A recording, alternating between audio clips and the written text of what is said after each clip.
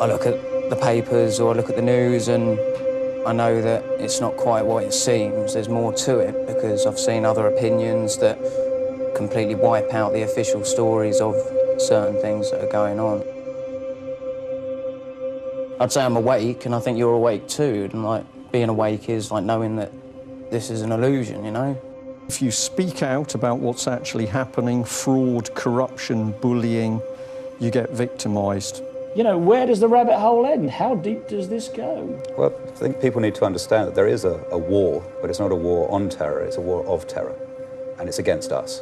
It's against the people of the world, the ordinary people of the world. If you look at actually what's going on, to cut aside all the media, other than obviously this program, what is actually happening is we are losing our freedoms, we are losing our right to free movement, to remain anonymous in front of our governments, to all the things that are considered basic freedoms historically. And it all stems from 9/11. There is a war, and we are its victims. And people need to understand that.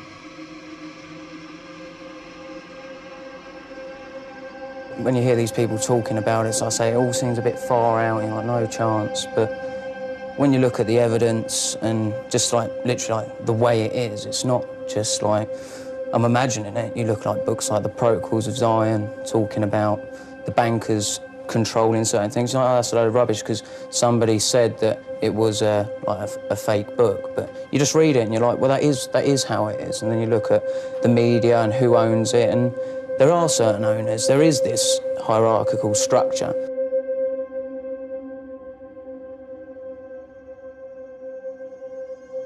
And so once you do step out of the box, so I'm not saying David Icke is right, I'm not saying anyone is right, but there's an alternative viewpoint which is, go on.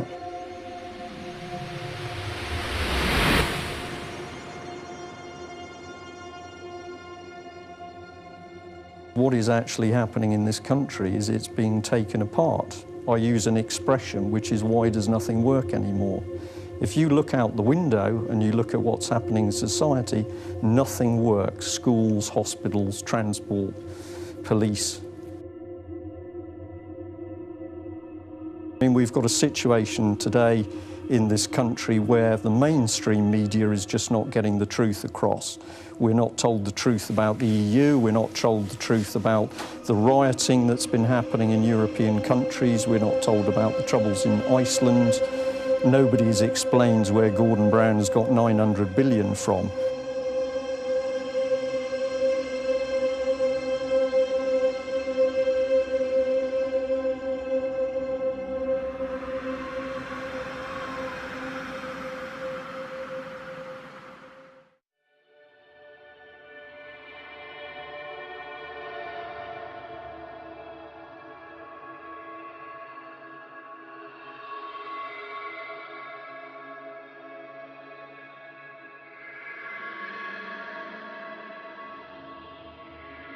was like a cruise missile with wings. Went right there and slammed right into the Pentagon. Huge explosion, a great ball of fire, smoke started billowing out. Shortly after September 11th, as what usually happens, many conspiracy theories began to emerge as to what really happened on September 11th of 2001. And because many of these theories were not grounded with any evidence, we didn't really pay too much attention to them. However, in February of 2002, my attention was drawn to the following website, entitled Hunt the Boeing, Test Your Perceptions. Now, the original website was completely in French and was released by the French and drew some very serious questions as to what had really happened at the Pentagon. I mean, after all, we had all seen the big hole that was created by the 757 that had slammed into the Pentagon at 9:43 on September 11th. But some of the photographs that were shown on this website raised very serious questions as to whether or not that's exactly what had happened. Some of these photographs showed a smaller hole, and in some cases showed that there was no way that a 757 could have created this damage. So we began our own investigation, and that started by taking a look at some of the magazines that we all saw at the supermarket checkout stands shortly after the events of September 11th. As I began pouring through the photographs, I had one goal in mind, and that was to prove the French wrong with their website Hunt the Boeing. After all, there must have been some photographic evidence that showed that a 757 had hit the Pentagon. But as we went through all these photographs, we could find no pictures whatsoever showing a tail, a nose, a fuselage, wings, engine, wheels, luggage, seats, nothing. There were no photographs showing any recognizable wreckage from a 757. Furthermore, when you look at the size of the hole at the Pentagon, it was approximately 65 feet across, and the height of the Pentagon is approximately 73 feet. From wingtip to wingtip, a 757 is 124 feet 10 inches. From nose to tail, a 757 is 155 feet and 3 inches in length, and the height is 44 feet and 6 inches. However, when you look at the hole at the Pentagon, you'll find that it's only approximately 65 feet across. How does a plane of those dimensions fit into a hole only 65 feet across? Upon further inspection, we found that the damage at the Pentagon was completely and totally inconsistent with the damage of the planes that had hit the World Trade Center. I mean, after all, the planes that hit the Trade Center created a fire so intense that it fatigued the steel and collapsed the buildings, or so that's what we were told. And yet, when you look at the left side of the Pentagon, you'll note that there is very little, if any, smoke damage or heat damage at all. On the third floor, it's very plain to see a file cabinet with a computer monitor. Neither of them are damaged. On the second floor, you can see a wooden desk. It hasn't burned. And on the first floor, a very curious sight indeed, a wooden stool with a book that is laying and open. The pages aren't even singed. Now, each of the planes involved in the September 11th attacks had embarked upon transcontinental flights, which means that they had a majority of their fuel left over when they hit their respective targets. That means that approximately 8,600 remaining gallons of fuel would have been ignited on the 757 that had hit the Pentagon. Again, we look at the photograph and ask ourselves, is the smoke and heat damage consistent with that amount of fuel being ignited? Well, William, I mean, that's incredibly powerful, isn't it? That I'm sure you recognize that piece of your film, even though you can't see it with us. When you found these images and looked at these facts, I mean, did you feel that you had a kind of moral duty to make this film? Is that the thinking behind it? Absolutely. That's why we tell people, don't worry about copyrights. Just get this thing and make copies of it in your DVD player and get it out to other people. And really, I think that's how the message began to spread so quickly. We had reports back from some people that had made literally hundreds of thousands of copies that they were giving out for free. So we were thrilled to find out that this information was getting out to people. I don't think the American people quite get it. that this September 11th terrorist attacks have been used to lull the American people into a sense of fear and fright, and we've got to act, we've got to do something, and they've been tricked into going to war in other countries. First strike wars, where we're the aggressor, we're the people going in, starting this stuff, you know? I don't believe the American people really and truly understand that we're not looked upon very favorably around the world, and the whole excuse that's being used to trick the American people is this episode of 9/11.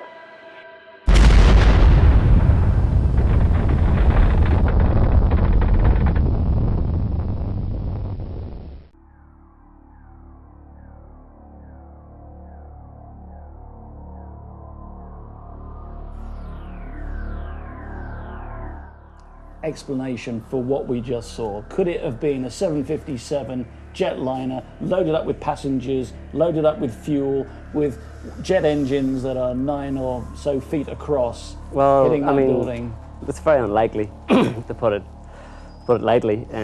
There's no, as we saw in the video, there's no marks. The width of the hole was at most 90 feet wide, and a 757 is 125 feet wide, and there are no marks on the sides of the buildings at where the planes or the wings of the plane would have had to have hit if it was a 757 plane. So obviously on that point alone, you would have to say that the suggestion that a 757 hit or Flight 77 hit the building was unlikely.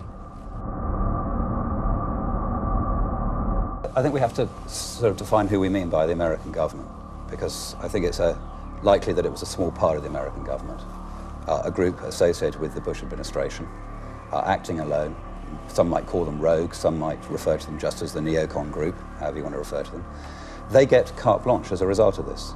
There's a significant history. We've got the Lusitania, Pearl Harbor, of attacks occurring that were either facilitated or at least allowed to occur to get the American people behind what would otherwise be completely unacceptable foreign policies. Let me just ask you, you mentioned Pearl Harbor. Pearl Harbor was an attack on the American Navy by the Japanese. Yeah.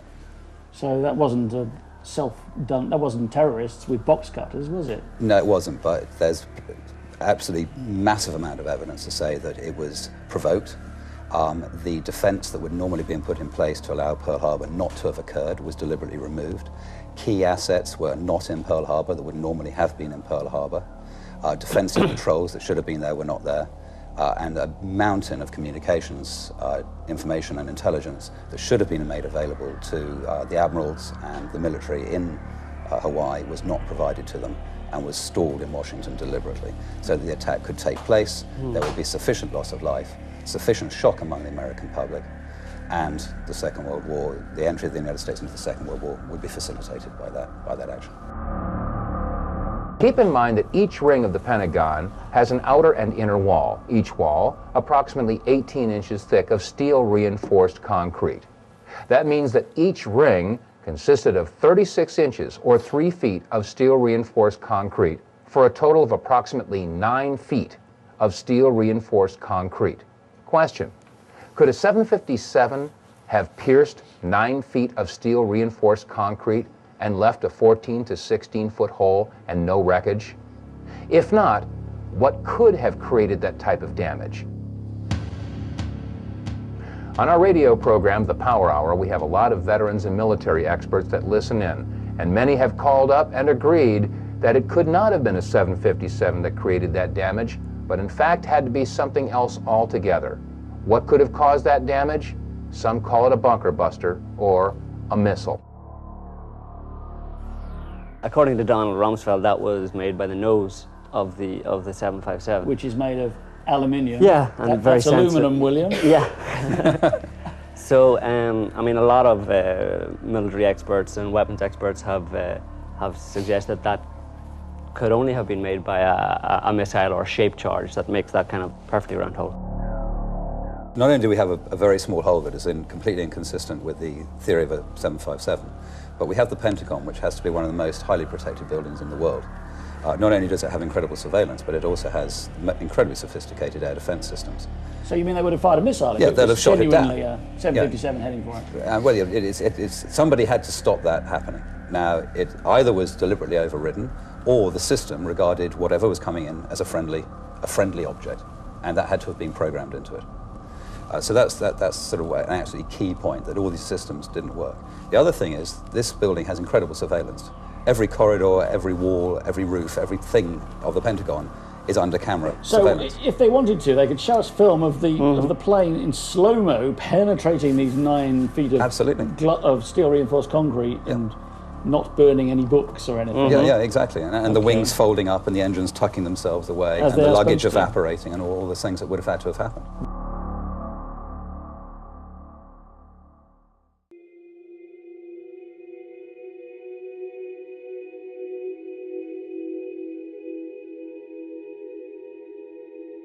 We were sent some photographs that were taken apparently right after the event and before the outer walls had collapsed.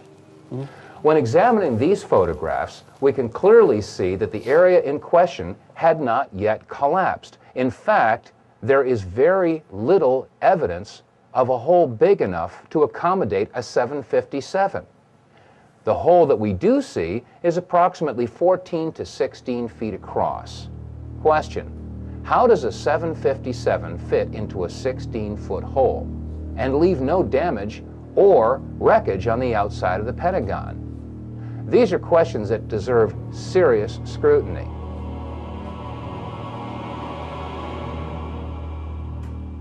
Let's take a look at some of the photographs that were taken before the outer wall of the Pentagon collapsed. In this first photograph, we can see the firefighters pulling the hoses away from the fire truck. In the foreground, we can see wire spools that were left on the front lawn of the Pentagon. After all, this section of the Pentagon was under renovation.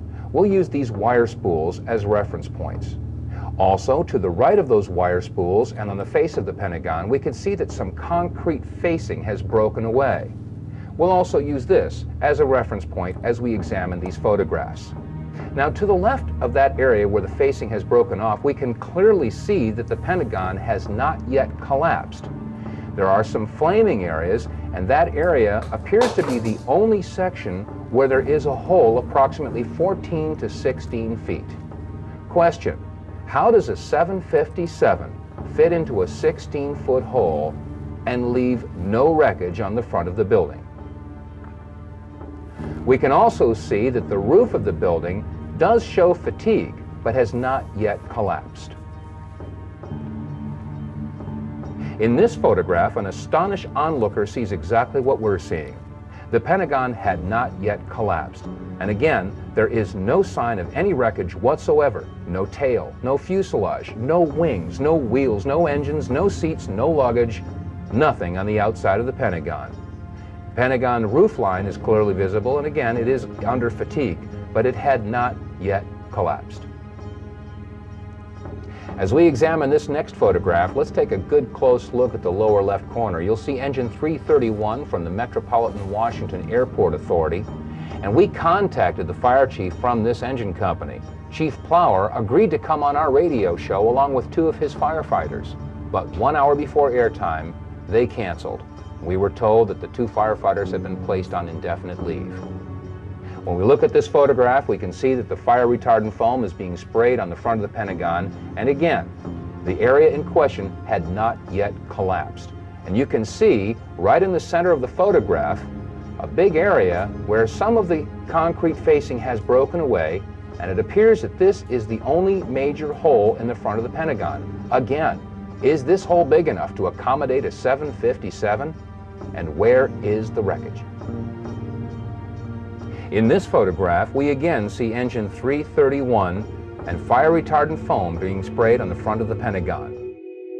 Who can call the American government, if you like, to account? Who can say in America, let us see those clips? Why is nothing happening? That's what I don't understand. This goes all to the president. You'll remember it was at his request that the networks began to stop showing all of the footage of the collapse of the buildings and anything that would remind them of 9/11. They only bring those up when they need to get reelected. You'll notice all of the scenery at the Republican National Convention was nothing but images that reminded people of September the 11th. So they, they bring it up when it's convenient for them, but they won't release this information. This is what it boils down to: is they have 84 videos in their possession that they won't let us see. They keep telling us to swallow the official story. We keep poking holes in the official story. So somewhere along the line, it's got to break.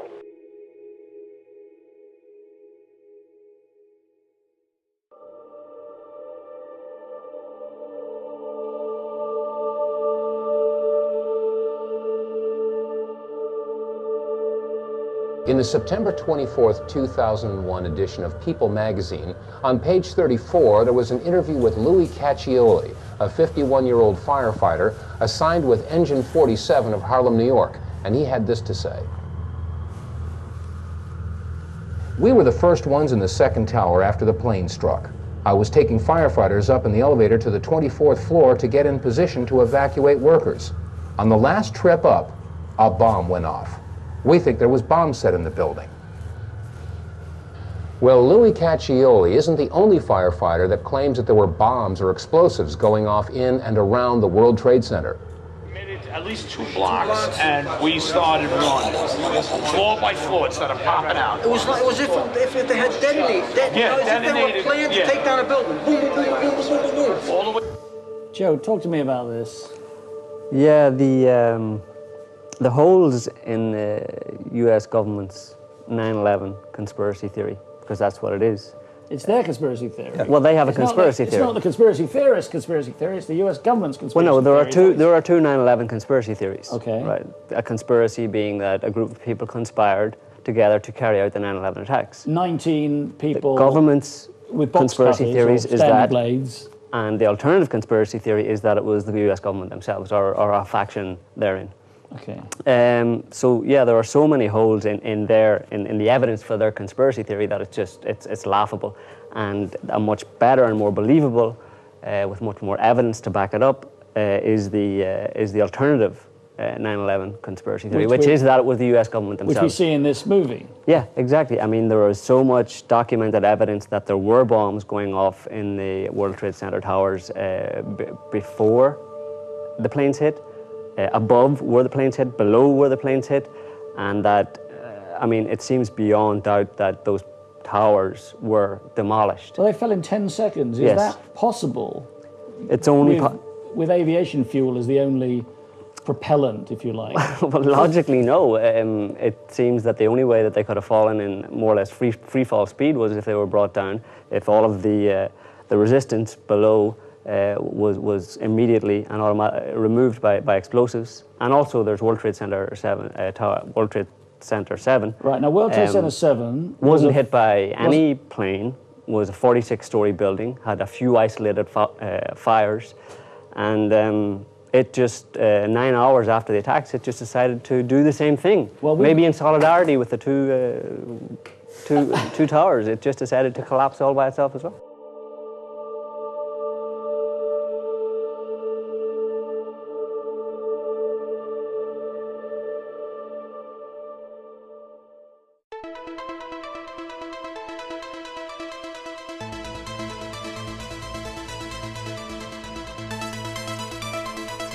Let's listen to a clip from Larry Silverstein. He was the lease owner of the World Trade Center as he gave an interview on PBS.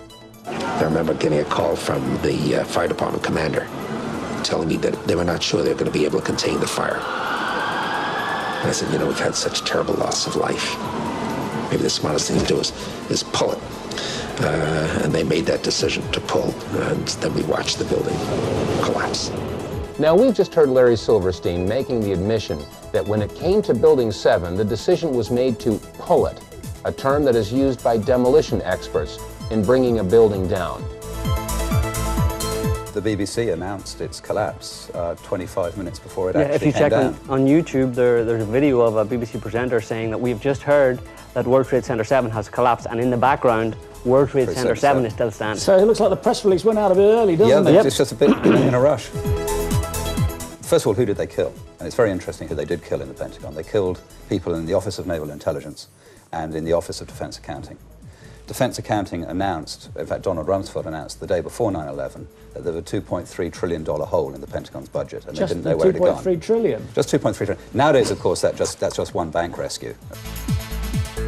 And the Office of Naval Intelligence has historically been the most powerful intelligence organization in the United States, and is basically a known enemy of the neocons and their faction within the CIA and the NSA. So it's infighting is what you're saying. Exactly. But the obvious reason why they would kill their own people is to garner public support, public outcry, public anguish that could then be used to back a war against, not so much against Muslims, but against the fact that a lot of Muslims live on land that the US government is kind of partial to acquiring for itself. Strategic reason.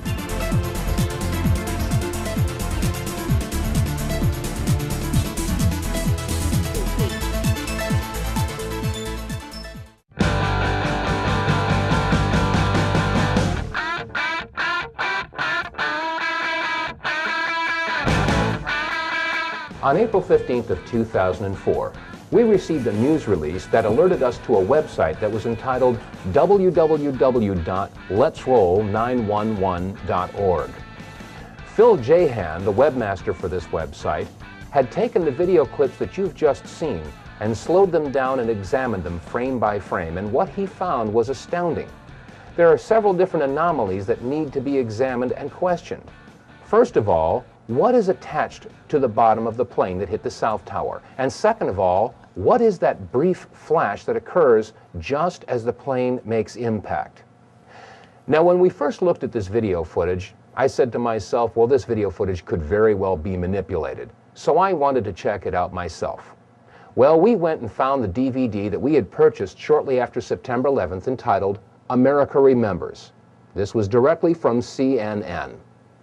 We took this DVD and put it in our machine and examined the very clip that you've just seen. Let's take a look at it. Let's take another look at this clip in slow motion, but before we do, keep in mind that sometimes the best place to hide something is in plain sight. We've all seen this video clip, and there have been many publications that have taken frames from this video and published them in hundreds of magazines. Here's an example. On page 3, a full-size blow-up of this picture. And in this magazine, it was published on page 4. And on the back of this book that we discussed earlier, it's on the back cover.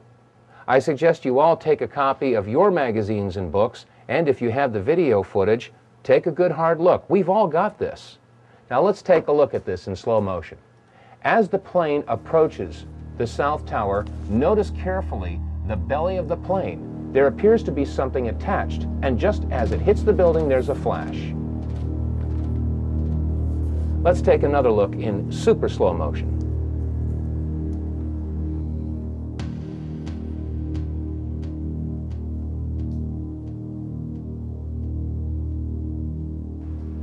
Let's look at this photograph that was taken near Ground Zero. On the right, we see the South Tower, and the smoke that's rising into the sky is emanating from the North Tower, which is completely hidden from view. On the left, just entering the field of vision of the camera, we see the plane just before it hits the South Tower. Note a couple of items here. The engine on the right wing has a shadow, and the shadow moves towards the front of the plane and off of the plane. So the anomaly that appears to be attached to the belly of this plane could not be caused by a shadow. Also note that the item that appears to be attached to the belly of this plane is on the right side. This plane has something that is not symmetrical on the bottom of the plane. When we compare that with the bottom of a regular 767, we'll note that a normal 767 has a belly that is smooth. This plane does not.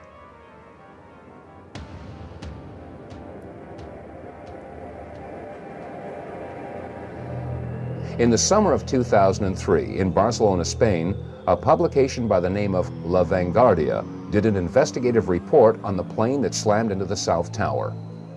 After a thorough digital image analysis performed by a Spanish university, the investigators came to the conclusion that the anomaly was three-dimensional in nature and could not have been caused by shadows or reflections. Question: is it outside the realm of possibilities that an object of this size and shape could be attached to the belly of a plane of this type? These guys work with an unlimited black operations budget. And I'm sorry to break it to the American people, but when you want to dispose of less than a couple of hundred passengers on those planes, there's ways to do it, guys. So where the passengers are, I have no idea. Where those actual planes are, I have no idea. But what we do know is that the official story that we're being given about those planes and some of these intricate details just don't add up. We know that Flight 93 landed in Ohio because they said there was a bomb feared aboard. This was a news report that came out on CNN. All right, and the mayor even confirmed it. So here we go again. Here's another inconsistent fact. One thing that's not in the documentary is we know that, or we've been told, and I won't say where we got this information from, but we were told that the first two planes that hit the first two towers, we're talking about Flights 11 and Flight 175. There are reports that we believe that say those planes landed at an Air Force base and were offloaded, and those passengers were put aboard another plane. That's where the story ends. We don't know where it goes from there, but I think you can see where this goes. Well, people can't get a firm grasp around this thing, I don't think, because they may not understand the techniques that are used to keep people quiet. There are individuals out there who will say this is too big of a conspiracy to keep quiet. Too many individuals would be involved. Someone would speak out by now, and that's just not necessarily true. And it's not true because, I have contacts within the state and the federal government who have pointed me in a completely new direction. And I believe now that the war games that were being carried out that day, we're talking about Vigilant Warrior and those three that were being carried out. One of those in particular, I believe Vigilant Warrior, is the one where they were actually flying the planes into buildings. This was supposed to be simulated, but we know of 7 individuals who were in a room helping to remote control pilot those planes. They happened to look over at a television monitor because they were watching the ball game. They weren't supposed to have the TV, and they see, a plane is crashing into the tower, and the guy turns to someone else and says, "Man, this is great special effects. We've never had this before." They begin to realize very slowly over a 30-minute period of time, they've just killed all these people. They crashed planes into live targets. Okay? Those particular individuals wanted to speak out. They wanted to tell their story, but they were kept quiet by officials in our own government who ended up kidnapping the children. The youngest children from each family member was kidnapped.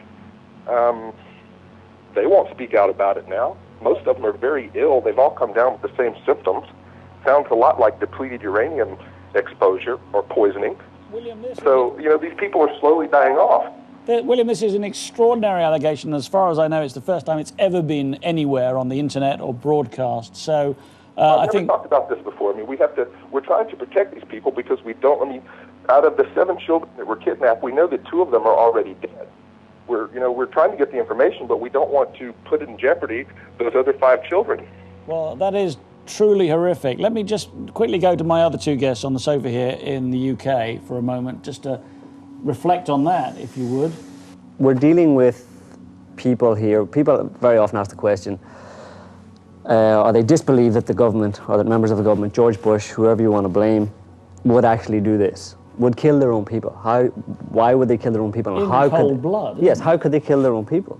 But what people have to understand is that there are a lot of scientific studies and psychological studies that have been done over the past 50 years that have fairly specifically identified a segment of the population, a small segment of the population, about 6% of the human population, who are essentially psychopaths. And that is to say that these are people who genetically, biologically, psychologically, are unable to feel empathy for another human being. They essentially have no conscience. They could go and have breakfast after killing people. And exactly. Absolutely. They simply don't have a conscience. And there have been a lot of studies done to show that this is a reality. If you then imagine that such people rise into positions of power and gather around them similar-minded people, well, you can imagine what they can do. Yeah, and our great weakness is that we project what we couldn't do onto these people. Exactly. When you think of a situation, you will automatically think to yourself, well, you will put yourself in that position and say, well, I couldn't do that. How could someone else do it? Well, you have to understand that not all people are created equal. Not all people are like you. George Bush himself came out and said that there was a spy network operating inside the United States that was linked with the events of 9/11. And within a few months after 9/11 occurring, 200 spies were indeed thrown out of the United States. From where? From the state of Israel. Israeli they were all spies? Israeli spies. Okay. Now, you take that on its own, that's an interesting fact. But when you add in what's become known as the 5 dancing Israelis, which are the 5 gentlemen who were across the river from the Twin Towers on top of a van, filming the event and dancing, it would seem, for joy. So they must have known in advance then, if they had all this...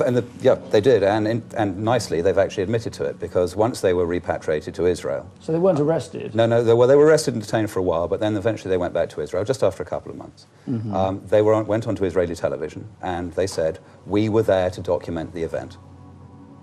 That shows clear foreknowledge. So why is this not on the BBC? Why is it not on NBC or ABC? Look at who owns and controls the media. A journalist was quoted as saying that any investigation of Israeli spying in the US or Israeli involvement in 9/11 was considered in the media, in the mainstream media in the US, as career suicide. You know, where does the rabbit hole end? How deep does this go? Well, I think people need to understand that there is a war, but it's not a war on terror, it's a war of terror. And it's against us. It's against the people of the world, the ordinary people of the world. If you look at actually what's going on, cut aside all the media, other than obviously this program, what is actually happening is we are losing our freedoms, we are losing our right to free movement, to remain anonymous in front of our governments, to all the things that are considered basic freedoms historically. And it all stems from 9/11. There is a war, and we are its victims. And people need to understand that.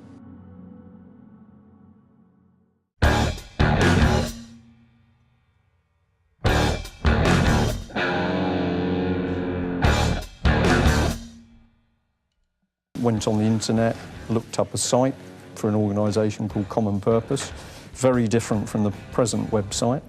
And I thought, what is this? Because it was talking about future leaders in society, and I'd never heard of it. So from that point on, we started to dig, and what we discovered in Plymouth was that it was everywhere. Police, hospitals, schools, Chamber of Commerce, but we'd never heard of it. So I'm with colleagues in the Chamber of Commerce who are Common Purpose, but I'd never heard of it. And they didn't say? There was no way of knowing? They didn't say, no. And how had they become part of Common Purpose, members, if you like? Well, the correct term, according to Common Purpose, is that they're graduates, but basically they had been selected to do a course, which at that stage was a course called Matrix, which was 48 hours in a secluded environment, a hotel or a small accommodation where people could stay overnight, and then following that, a day a month for a year. And it was called Matrix. That's rather... well, it's an interesting title, isn't it? Yeah, but what we were really interested in was the fact that it was talking about creating the new leaders. So you say, one, who is Common Purpose to create these people, and what do these new leaders do? And all we knew was we were living in a bit of a nightmare, because there's threats coming in. You're discovering people are members of an organisation they're not declaring, including the police. And you start to get a picture of something working under the surface of society.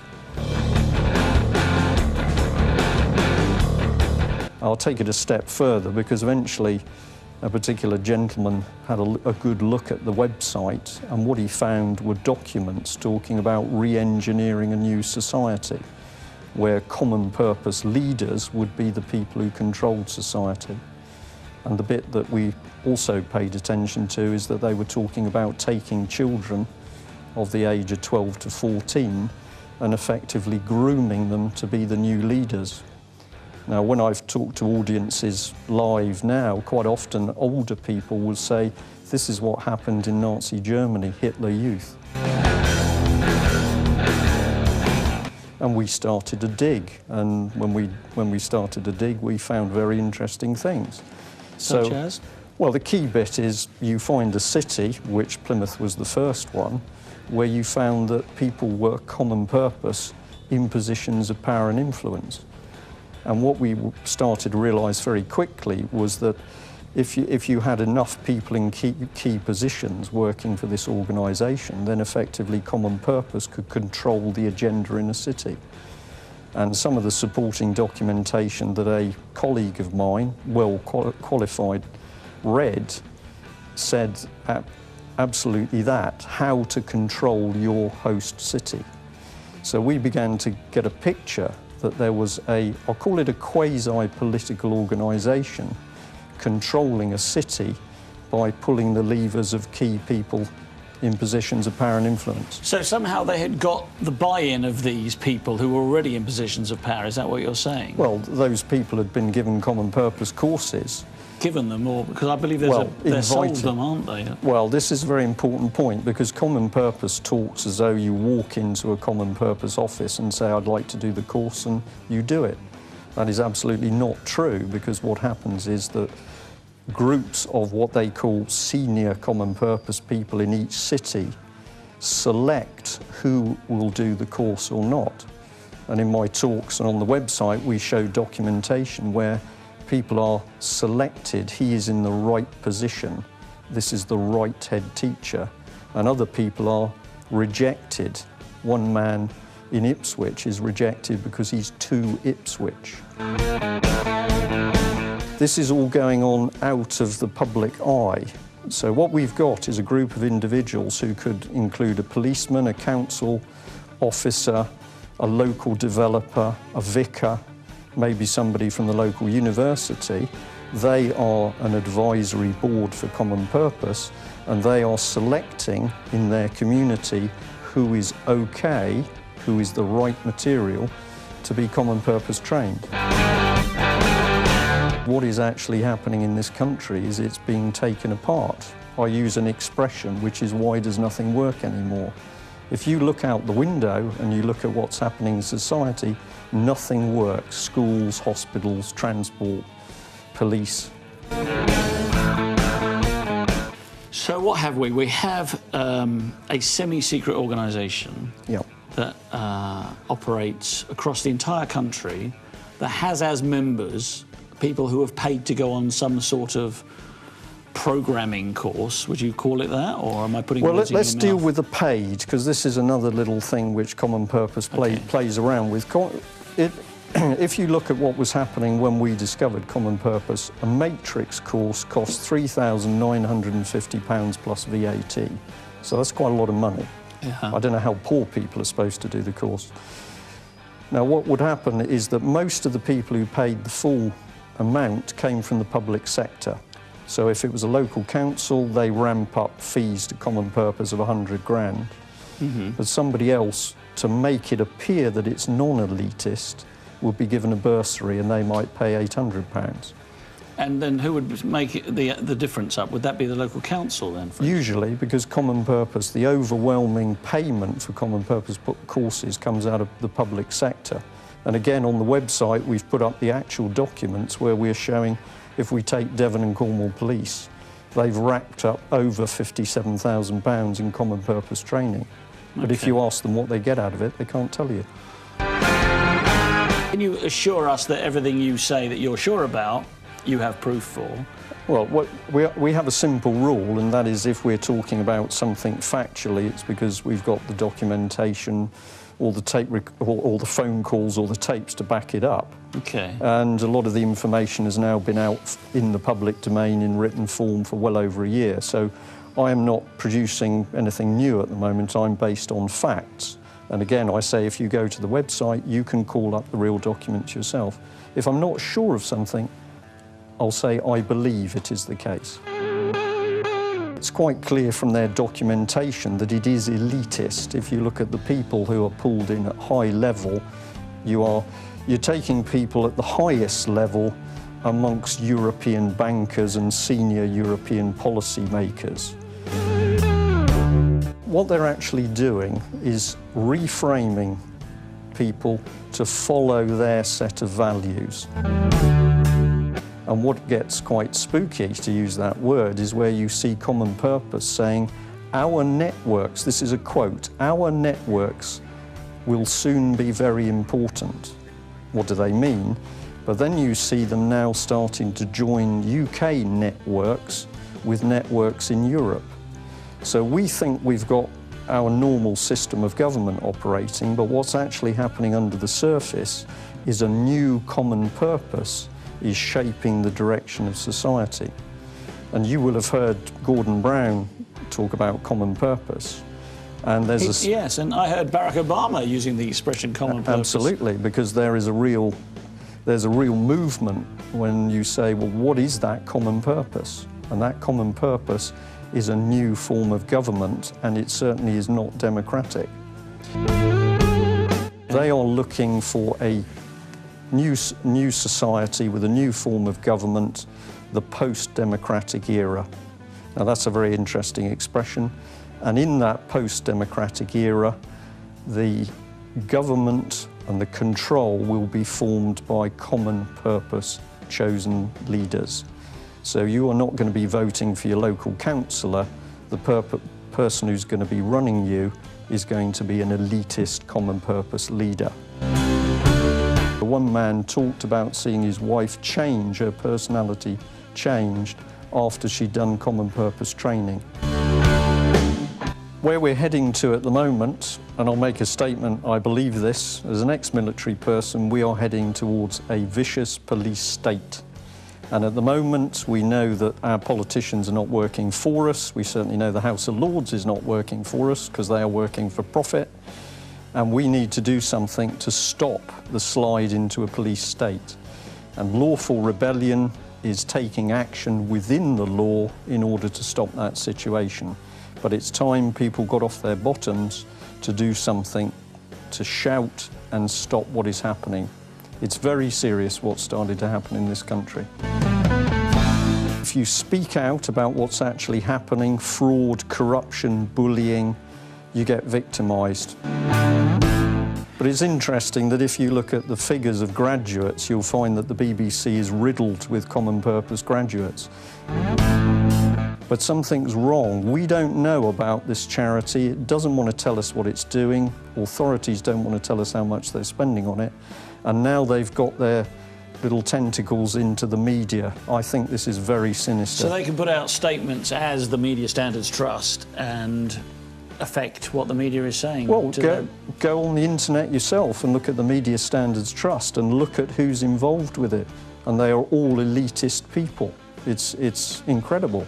They are not there, in my opinion, to actually ensure the openness of media. They're there to make sure that what appears in the media fits their view of society.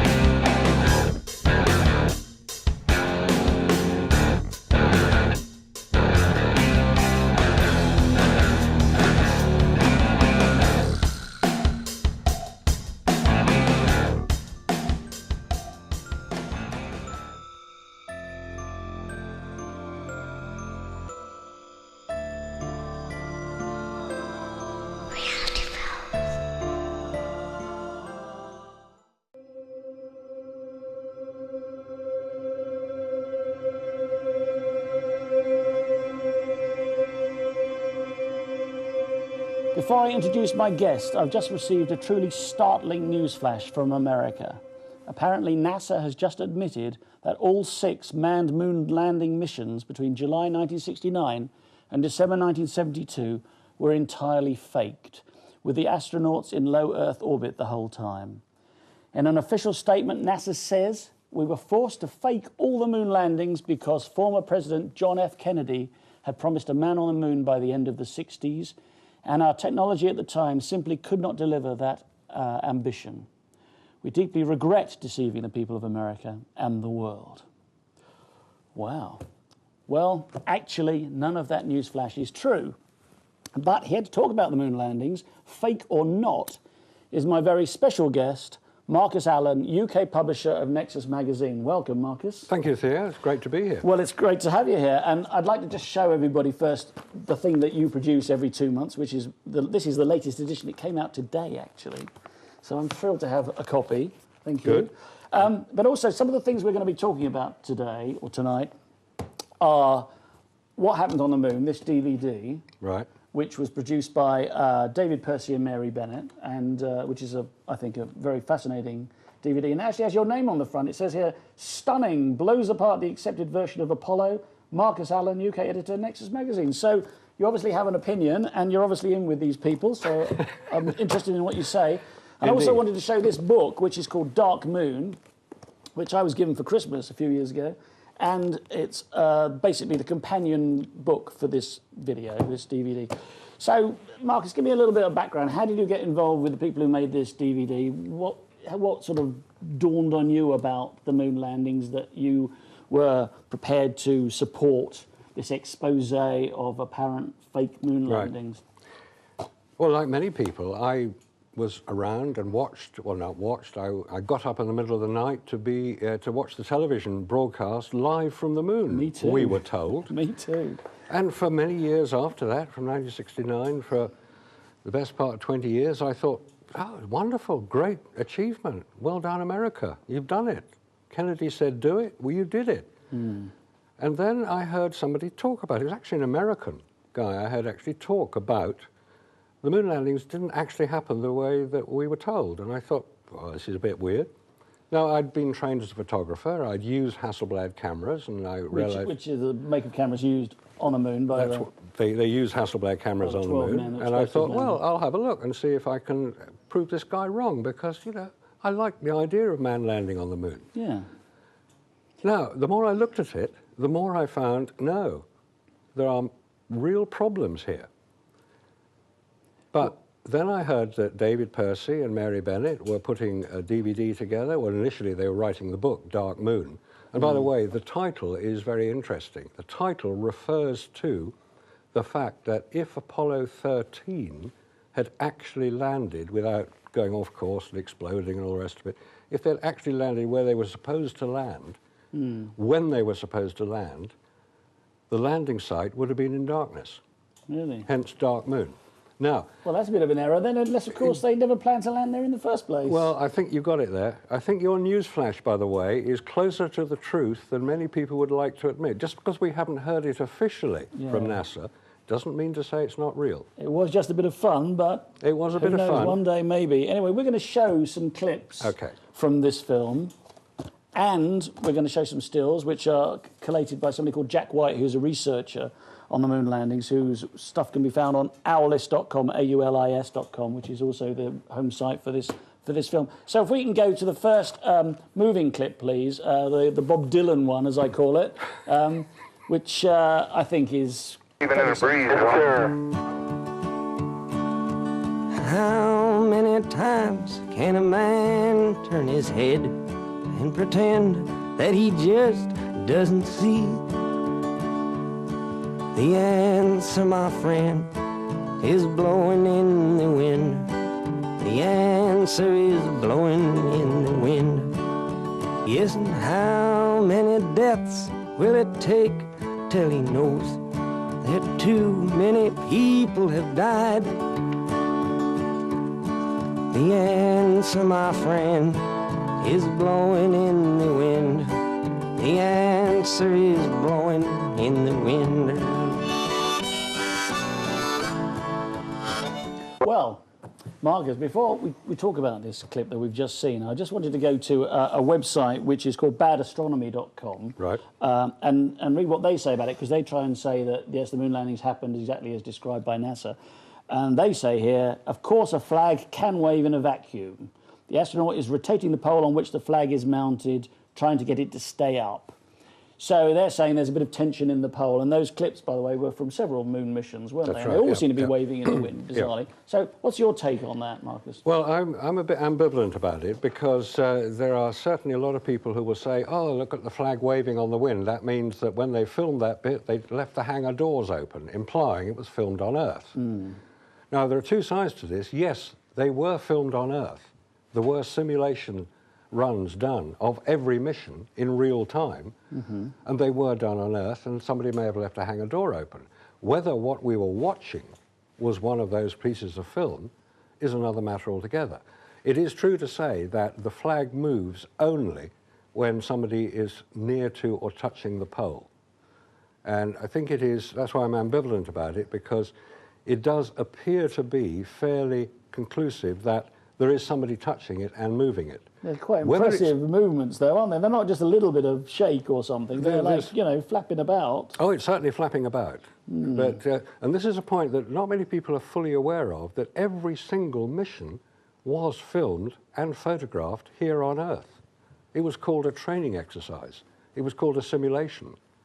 Are you suggesting, then, the possibility that the moon landings did take place exactly as described by NASA, but maybe there was a problem with the film, it didn't come out, or there was technical issues with trying to film without additional lighting, for instance, and they used the stuff that they filmed on Earth and just didn't say? Is that a possibility, do you think? It's a remote possibility, because the implication behind that, i.e. that man got to the moon, as we were told by NASA, that man got out, walked around, took photographs, came back, just as NASA said happened, and they got the films back. Oh, look, they're all fogged for the radiation, we can't use them, or they didn't take the right photographs. That implies they got to the moon. And I'm saying they didn't get to the moon. They didn't even get out of Earth orbit. That what we've been watching and the photographs that we have been shown by NASA for the last 39 and a half years, because it's the 40th anniversary next year of Apollo 11, July next year. Yes.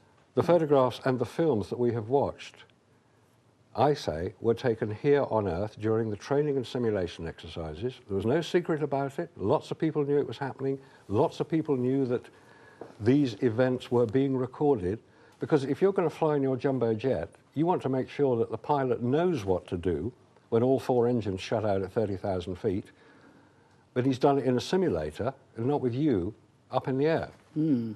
That's what they... It's the obvious thing to do. They did simulations. There are pictures of the simulators. There are pictures... Well, you would expect them to do a few exercises, wouldn't you? They wouldn't just get in a spaceship and fly off to the moon. Absolutely not. They train very extensively. And they film the training. And they film the training. That's also fairly natural, so they can say, oh, we didn't do that very well.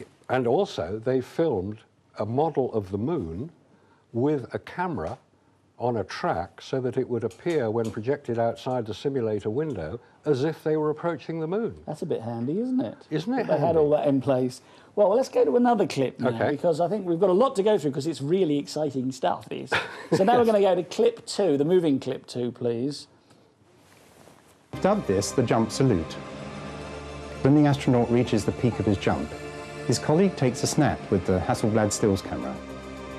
Let's ignore the reasons as to why such a small jump in the much reduced 1/6 gravity of the moon, and continue instead with the discontinuities revealed by these images.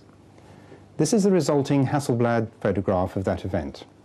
The most significant difference between these two images of the same action is that in the still photo there's a triangle of fabric that should be absolutely secure and motionless that has flapped up from the top of the Bliss, the personal life support system, as the astronaut jumps into the air.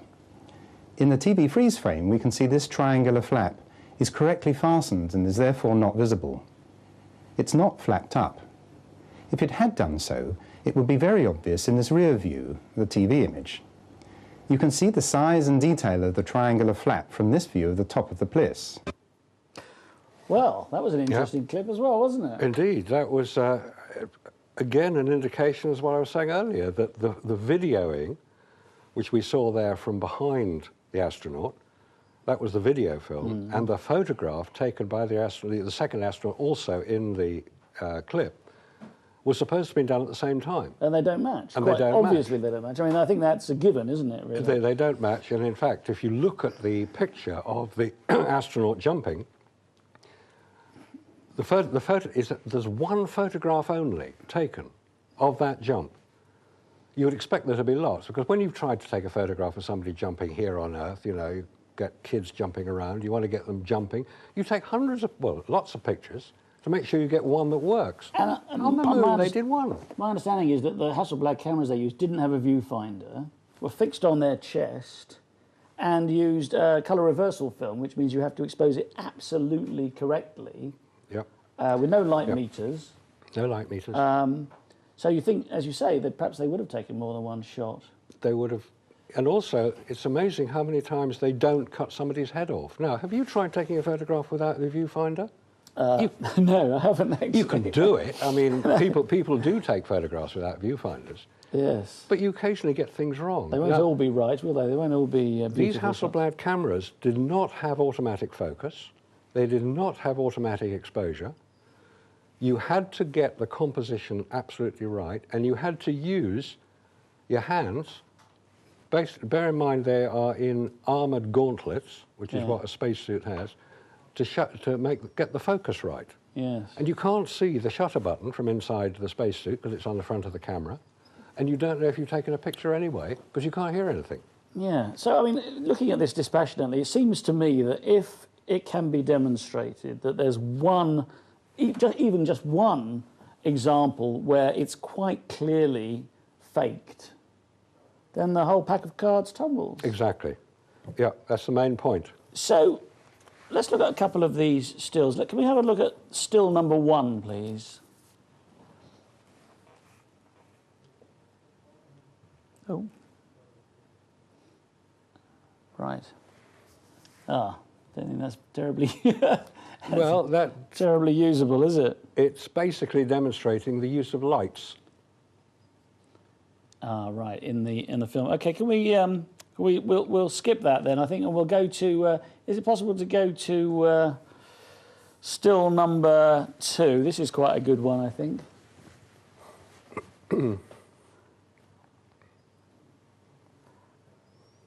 Oh, seems to have vanished.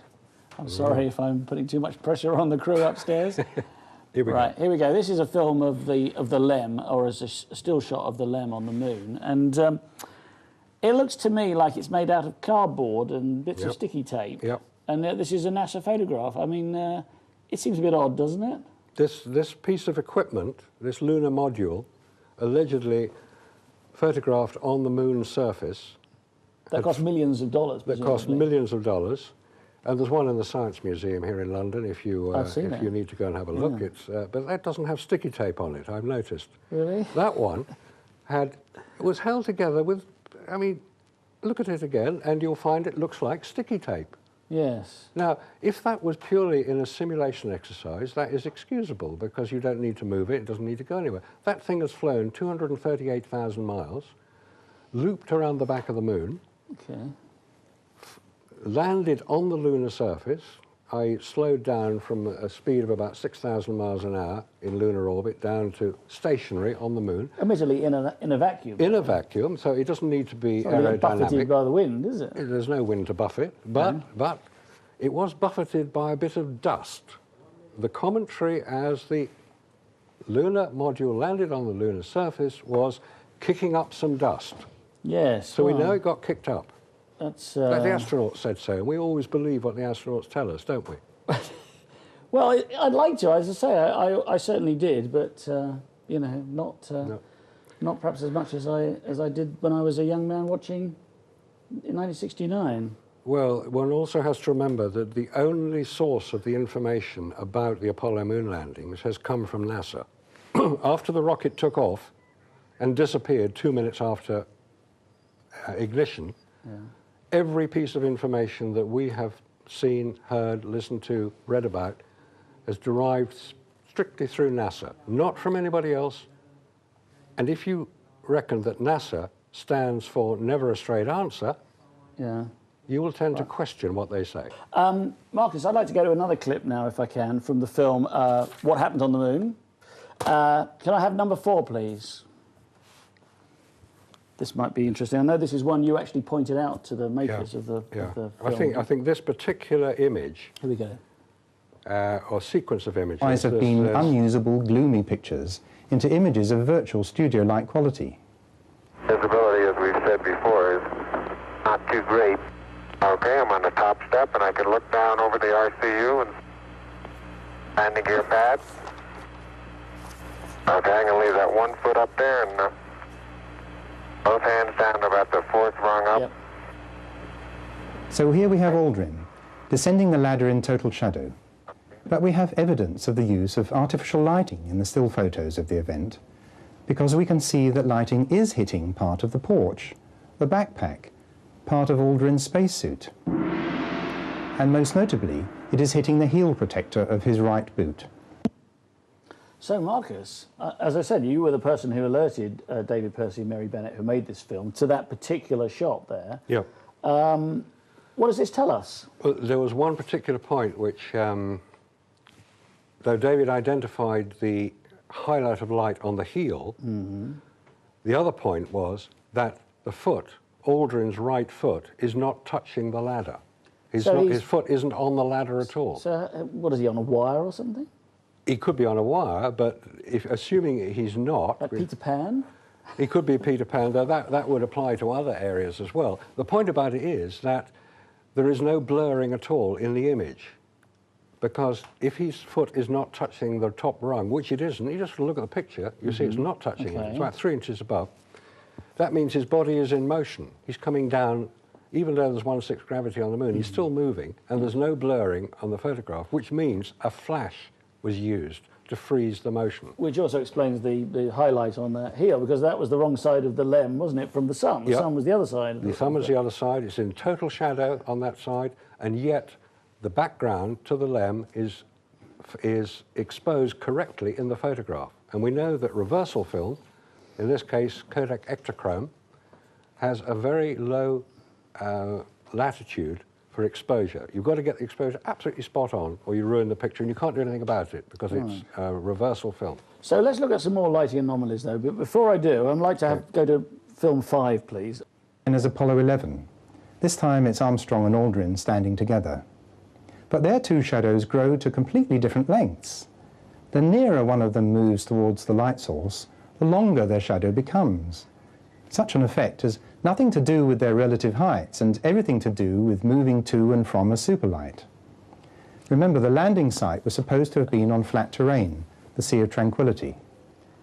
Consider carefully the difference in lengths of these two shadows. Well, that's extraordinary, isn't it? Yeah, it is. The shadows should be exactly the same length, no matter where they are. It's flat ground. But there are, on Earth, that when the sun's low in the sky, there are different length shadows, aren't there? Yeah, it depends on the height of the sun above the horizon. And we're told in the case of Apollo 11 that the sun was 13 degrees above the horizon, which would produce long shadows, or longish shadows. It's like late afternoon on Earth. Okay. But if I'm standing next to you in, say, I don't know, a pavement somewhere, in that sort of sun, our shadows would be more or less the same length, wouldn't Exactly, they'd be more or less the same length. They would be... And if you walk behind me 10 feet, your shadow wouldn't suddenly grow to twice its length? It wouldn't, no, because which indicates that there's artificial light being used. So what are you saying then, that there's a light very close to them? Relatively close. It's quite a powerful light. Like a stadium light? Yeah, a stadium light. I mean, probably a... So they couldn't have taken that to the moon then? No, they didn't take anything like that to the moon. They didn't even take reflectors. The only reflector is the moon itself, because we know that the moon reflects light, because that's when you look up in the sky and you see it. It's reflecting sunlight. But the amount of light reflected by the lunar surface is the equivalent of the light that is reflected off a road surface on Earth, i.e. not much. No. Not enough to create that amount of light. Yes. Those photographs were taken here on Earth under controlled studio lighting conditions. So it is all a bit suspicious, isn't it? So far it's a bit suspicious. So far, it just gets worse, actually. Well, I've also got some interesting bits of film to do with the rover, which I think would be quite interesting. So can we see film number 8, please, if that's possible?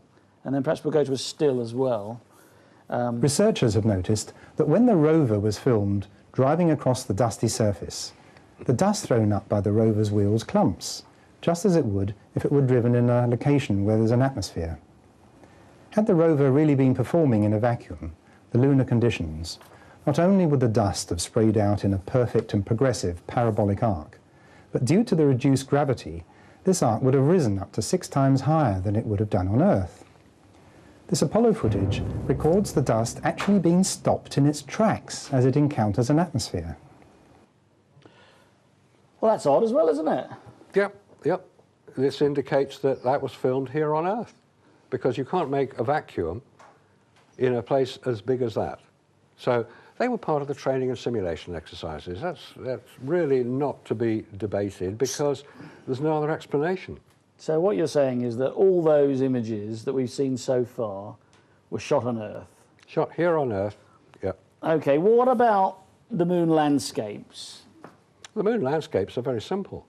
It's just a load of cinders, rocks laid out, because don't forget that unmanned craft had been to the moon 2 or 3 years prior to this. The Lunar Orbiter, the Lunar Surveyor, the Ranger craft, they'd photographed the lunar surface. People knew what the surface of the moon looked like. Now, I don't know if you recall seeing a few years back a series of programs produced by the BBC called The Planets, and one of the programs was about the moon. And they actually showed in that program the Sea of Tranquility as recreated in Arizona. It was about 2 miles long, and it was created by the US Geological Survey. They used dynamite to blow up the craters and spread the cinders around. It looked pretty convincing, so that the astronauts could practice driving around and landing on it by helicopter, so they knew what it looked like. Nothing wrong with that. Nothing wrong at all. You would expect Until you say it's actually the moon. Until you say it's actually the moon. And this is the key point, that we're told that all these photographs, all these films, were taken by the named astronauts of the Apollo program on the lunar surface. This was the height of the Cold War, and also the height of the Vietnam War as well, so there was a lot of political background to the whole Apollo program. The point about the Russians is interesting. Why didn't the Russians blow the whistle? If we're sitting here talking about it and it's so blindingly obvious to us now, surely the Russians were intelligent enough to know that they were being fooled as well. And we knew at the time, this is the late 60s, that the Russians didn't like being fooled, especially by the Americans. So why didn't they say something then? 2 points. One, the Russian space program had been driven hard by one man, Sergei Korolev, who had died very, very suddenly and unexpectedly in 1966, and nobody had really taken over the Russian space program. So, given that the Russian... They'd got the first man in space, they got the first man to do a moonwalk. A spacewalk. Spacewalk, Yeah. I mean, I beg your pardon, Yeah. a spacewalk. They landed the first vehicle on the moon, or Yep. crashed it into the moon. Crashed it in 1959, yeah. So they didn't have a lot to prove, really, did they? Except if, suddenly the Americans go, oh, hey, guys, we're ahead of you. Right. 2 points. One is the Russians had stated that they were not intending to land a man on the moon until they could ensure his safe return due to the dangers of radiation. That's 1 point. Okay, we're going to get onto that, I think, yeah, go on. Second point, now, anybody can check this out. In the mid-1960s, the Russian wheat harvest had failed. It was drought. It was a natural phenomenon. And the Americans, bless them, had sold Russia millions of tons of wheat to help. They didn't want people to starve. I think it was 25 million tons of wheat. It's a lot of wheat. You can make a lot of bread out of that.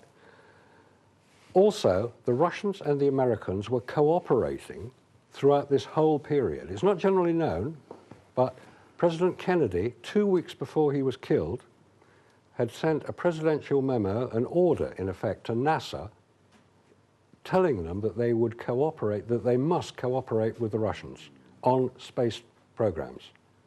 Right, okay. Now, they did actually cooperate. The Apollo-Soyuz craft in the mid-1970s was an example of that. That didn't happen overnight. That was years in the planning during the Apollo program. America and Russia had got their technology from the same source. The Germans. From the German. Werner von Braun was an SS colonel, SS major. He ran And he ran the space Peenemünde. program, didn't he? Yep. Dornberger, who was in charge of the Alabama missile ranges was German. Oberth was German. The Americans, under Operation Paperclip, imported about 150 Nazi scientists from the German space program. And apparently these were guys who had run slave camps in Peenemünde, building the V1 and the V2. The V2 rocket was built by slave labor under the control and operational direction of Werner von Braun. He was a Nazi. Yeah, he shouldn't have maybe, been... in that case, I suppose maybe there's something in that particular comment. No, I mean, that is as near the truth as I think one can get. Well, there's two more good texts here. One says, if Armstrong was the first man on the moon, who was taking the pictures and video from different angles? That's Ali from Wales. Thank you, Ali. And is it possible that the astronauts were not in on the hoax, but were somehow fooled as well? Right. So two good points there. Who was taking the video? The video was being taken by a television camera on the side of the lunar module, which was lowered from inside the lunar module into place when they landed. That's how the videoing was done. It was a set camera. There was a second camera which was set up about 50 foot away from the lunar module and videoed all the time that they were there. It videoed automatically. There's another point. The video we saw of Apollo 11 is appalling quality. Yes, you can hardly make it out. It's very dark, isn't it? That's because the original film, which was video, this is 1969, it was Ampex 2-inch tape, that video was played on a television screen and filmed off the television screen, hence the poor quality. Now get this, NASA have lost the original tapes. Scarcely believable, isn't it? It's not believable that they could lose them. Scarcely. Something as valuable as that, but they can't find them. Scarcely believable. Well, let's talk a bit more about the landscape of the moon and what happened, on the moon itself. Can we go to some of these rover shots? I've got a still shot here, number 10. Is that possible to go to number 10, please? Let's hope we can. Please send in your text. Remember, they charge at standard network rate, 87778. The word EDGE, space, and then your comment. Thank you. Here's the picture. Right. I'm afraid I'm having a bit of trouble seeing these. No, this is Apollo 17. This is the final resting place of the lunar rover. Ah, right. Which was on which there was a television camera which filmed the takeoff of the Apollo 17 craft as it disappeared up into the sky. Right. Hoisted on a gantry, but we'll leave that one. Okay. The mystery about it is that if you look at other photographs taken of the Apollo 17 landing site, the mountains don't match the size of the LEM. Oh, right. Okay. There's also no tracks for the rover. It's as if the rover has been placed in position. Well, we've got a good one of that. We've got picture number 7. If we could have picture number 7, please. Right, now this is a picture of the lunar rover on, I can't quite make out, at the top of the screen there's a tiny code from NASA which will tell you which mission it was. Apollo 16. 16, is it? And you can see footprints all around the rover, but there's no, so there's obviously, a surface that would take an impression, but there's no tracks from the wheels behind the rover, in front of the rover, or underneath the rover. So the question is, how did the rover get there? Did it bounce there, perhaps? Was it lowered there by crane? Well, it's a possibility because there are no tracks, and there are other pictures showing tracks that the rover left on the moon, but not anywhere near this particular one. It's a real conundrum that. You see, what has probably happened is that NASA has presented the moon landings, the rover. They were very proud of their rover. Mm-hmm. There's a big mystery as to how it got to the moon because there is no photograph, film or TV of the rover being unloaded from the Apollo lander, the lunar lander. NASA will tell you that it was transported there on the right-hand side as you look at the lunar lander from the ground, but all the unloading takes place on the left hand. So NASA can't even work out how they got it there. Is there no film of it being unloaded? No film at all. No film, no Surely photograph. they'd have shown that. In order for Gagarin to be recognized as the first man to orbit the Earth, the Aeronautical Association, who recognizes these things, i.e. the first, like the Guinness Book of Records, but this is for aircraft, the pilot has to land with his craft. Because Gagarin didn't, he parachuted down. They're quite how he got out of a craft that took 4 men to bolt the door shut. And wasn't it a bit warm as well after it re-entered the atmosphere? It would be a bit warm, but there's also a very sad and tragic side to the whole Gagarin story, aside from the fact that he died fairly soon after that, is that he wasn't the first man in space. There were 3 before him. One of them was a woman, as it happened. Really? The tragedy about it is that they never made it back to Earth. And one is allegedly still in orbit around the sun because the re-entry of the Russian craft wasn't controlled enough to bring it back to Earth. Oh, 2 burnt up. Now, obviously, they're not going to announce that. No, no, sure they wouldn't, and they were more secretive than the Americans. In order were. to make sure that it did work, because there is also a real mystery about the actual date that this supposedly happened. Okay. Well, let's go to another clip now. Okay. Let's go to clip number 5. This is not a clip, but it's a still of something strange on the moon here, because the astronauts only wore one kind of boot on the moon, didn't they, Yep. with a sort of bar effect, like Yep. bars of a prison Yep. as their soles of their shoes. And we've seen those footprints in every moon shot, haven't we, basically? But here suddenly is a picture from another NASA picture, which looks like some sort of work boot. Yep. Could it be that there was another kind of footwear on the moon? Yeah, set dressers. Set dressers? Yeah, set dressers. That's Okay. the obvious answer. Well, I've got an even better one than that. If you liked that, this is the picture that shows that Neil Armstrong was a cross-dresser, because there was a stiletto print on the moon as well. Clip number 12, please. I think the world should know about this. There it is. There's a clear front of a stiletto-type shoe, or perhaps a winkle picker. Was the 60s, after all. It was, yes. Very, very strange. It's very strange, isn't it? Yeah. I mean, I suppose you could argue that it's a bit of equipment that had a sort of shoe-like appendage on it. That's what the NASA apologists will try to persuade us. There are people out there, by the way, who decide that everything that we are talking about and all the books that have been written, like Dark Moon and the DVDs, are complete rubbish, and they are made by people who only want to make money. Now, I Yes. should say that I have actually witnessed Apollo astronauts, Edgar Mitchell, Alan Aldrin, Alan Shepard, signing autographs at £75 a time over weekends. Now, there's nothing wrong with signing autographs, but let's not get worried about making money. These guys made about £50,000 in a weekend signing autographs.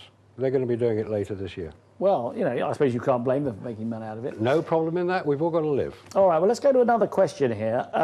And this is, have any astronauts suffered serious hair loss due to radiation, etc.? And I think this takes us to the question of the Van Allen belts, unless I'm very much mistaken. So I'd like to also set up clip number 10, but while that's being set up, we can just quickly talk about what the Van Allen belts are. Okay, the Van Allen belts, they're named after Professor James Van Allen of Princeton University, who designed the first, as part of the first satellite sent up by the Americans, an Explorer 1. He designed a Geiger counter because he wanted to check the levels of radiation up in the upper atmosphere, about 200 miles up. All right, we're going to play the video now. There we go. A human being leaving Earth for deep space has to travel through the very thick ringed donut of trapped radiation which permanently encircles our planet. This donut contains within it 2 specific natural zones of very intense radiation. The whole region is named after Dr. James Van Allen, the scientist who registered this discovery in 1958. Right, well, that's a nice little exposition of what the Van Allen belts are. So there they are, they're high energy belts of radiation. Yeah. Now, I've read something about this, about something called Starfish Prime. Can you tell me Operation Starfish Prime was conducted in 1962, late 1962, October 1962. Right, That before the Apollo missions. Before the Apollo missions, but in the same week as the Cuban Missile Crisis, both the Americans and the Russians exploded nuclear weapons 200 miles above the Earth's surface. Operation Starfish Prime. And the purpose of this? The purpose of this was to remove the radiation belts. So blast a hole in Blast a hole in the radiation so belt. that satellites or whatever could go through. Yeah. And maybe just as a little aside, that was the, we've all heard of Alternative 3, the book and the television program. Yes. That was Alternative 1, the bit that didn't work, blow a hole in the upper atmosphere to let the heat out. It's to do with global warming. Oh, right. But we'll not go there. They did set these nuclear weapons off. It did create a 3rd belt of radiation. Okay, so it made it worse? Oh, it works. If you explode... No, what I said was it made it worse. It didn't make it better. It didn't make a hole in the Van Allen belts. It just made the radiation more intense. Made the radiation so intense that if you look at the record, no astronaut flew for a year after that happened.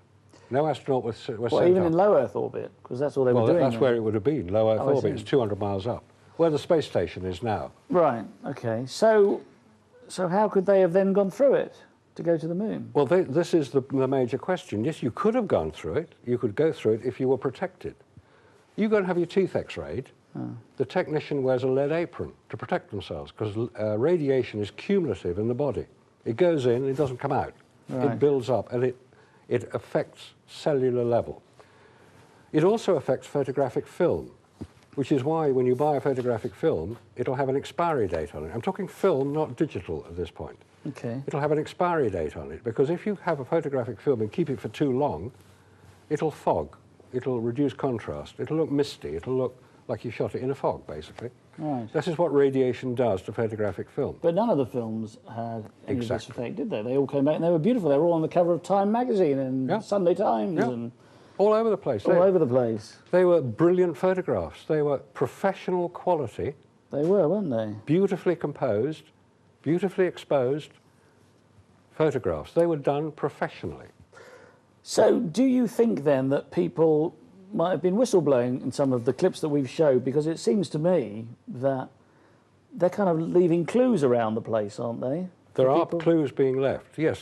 And there are whistleblowers. There are people who, through their job and through no fault of their own, suddenly found themselves having to take part in something they felt very uncomfortable about. If we look at the shadows of the rover's wheels in this photo, we can see that they are somewhat diverging, as shown here by the lines, and as we tilt down, we can see that this rock here, halfway down the picture on the right-hand side, is producing a shadow that extends diagonally to the lower part of the picture, as is the shadow for the foreground rock. The rock with the letter C marked on it, originally noticed by fellow researcher Ralph Renee.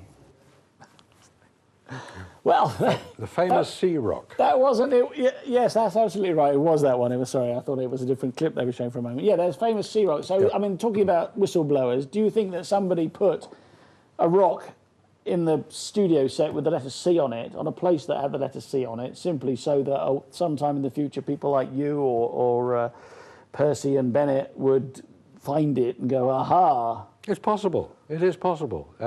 I mentioned set dressers earlier. Yeah, there were set dressers around.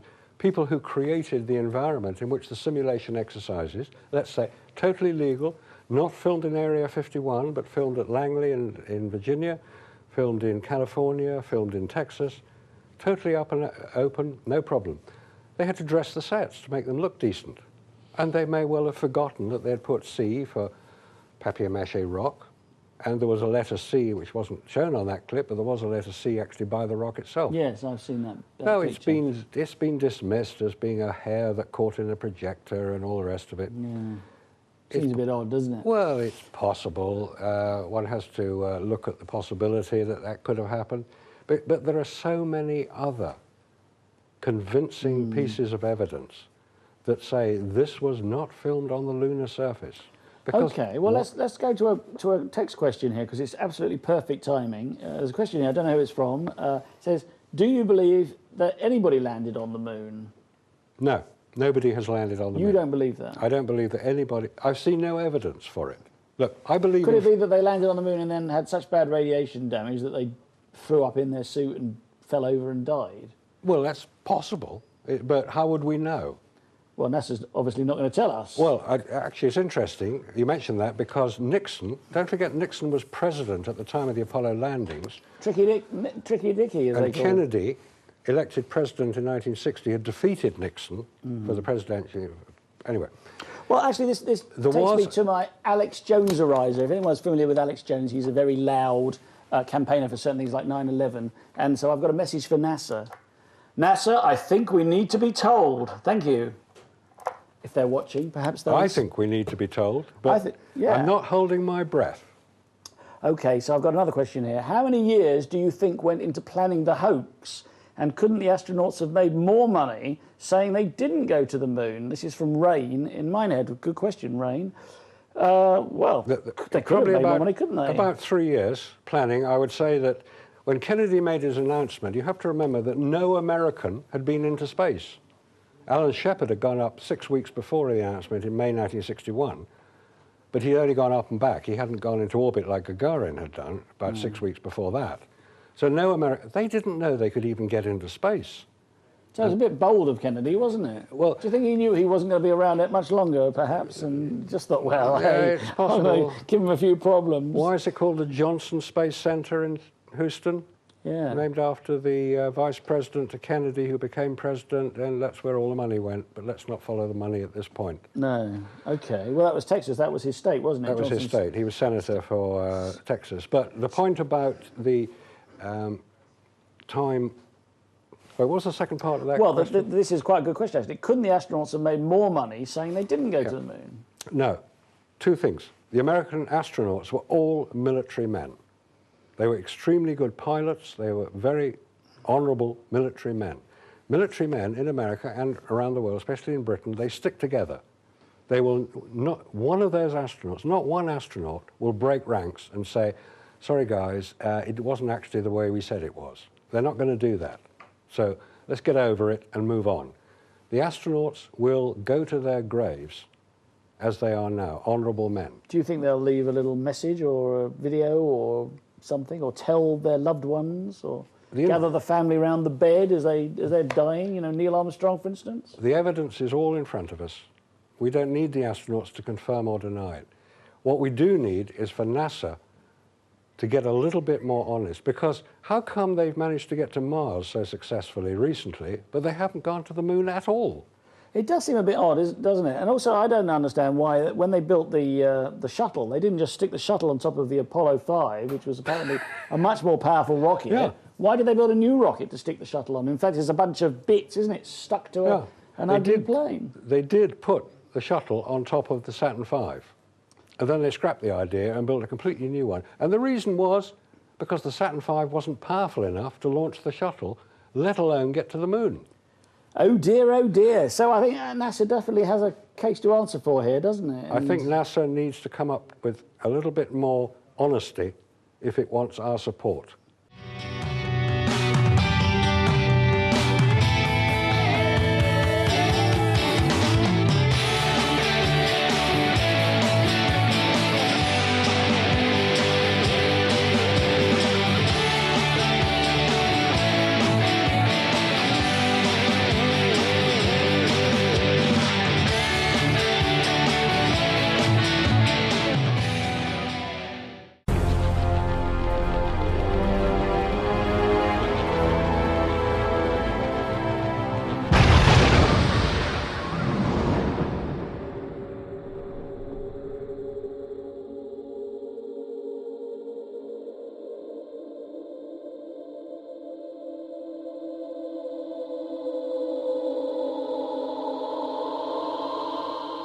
From the infamous Illuminati to the modern Freemasons, the world is fascinated with secret societies.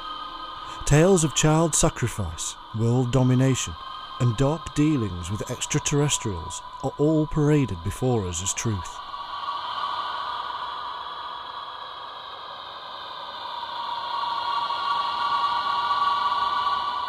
The New World Order, famously penned by the science fiction writer H.G. Wells, has become a reality in the minds of millions, and today its leaders are even believed by some to be reptilian shapeshifters.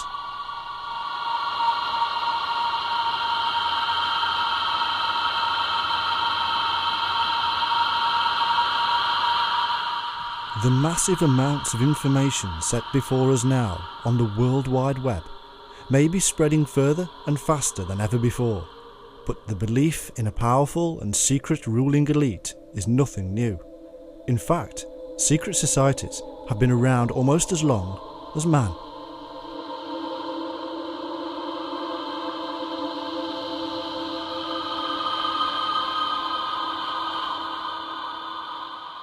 The eventual knowledge of these groups would be deemed sacred and protected, Whether it was practical methods of survival, navigation, measurement, or psychological and spiritual inner wisdom, it would become the ground plan for future secret societies, and as populations grew, it would bestow great power and danger upon them.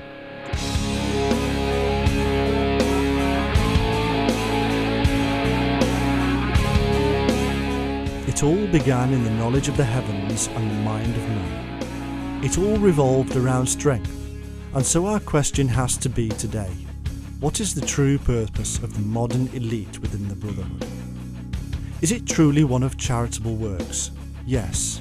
Does it still maintain ideas about reaching the divine in balance and wisdom? Yes. Is it an organisation seeking influence and power? Yes. Has it been involved with revolution and scandal? Yes.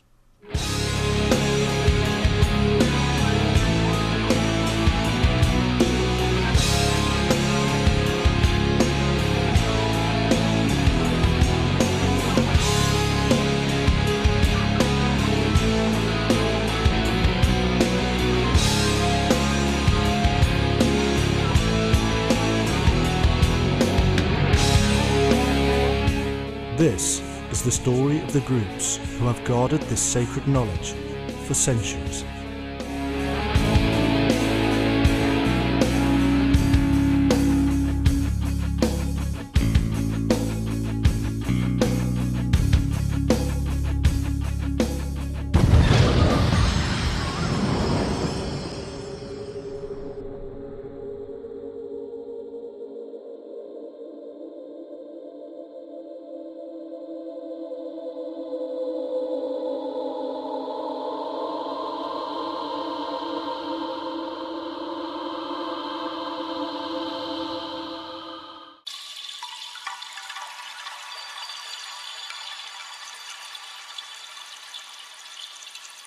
Our world, all the other worlds, all the planets, all universes, parallel universes, whatever there may be, every blade of grass, every animal is interconnected in some way, shape or form. Some say the end of mankind is near.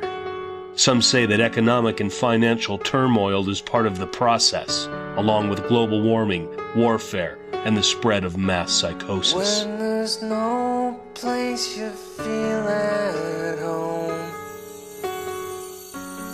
and you think you'll be better off alone. Children are prescribed drugs to keep them calm. The climate is changing all around us, while celebrities become our gods and materialism the new mantra.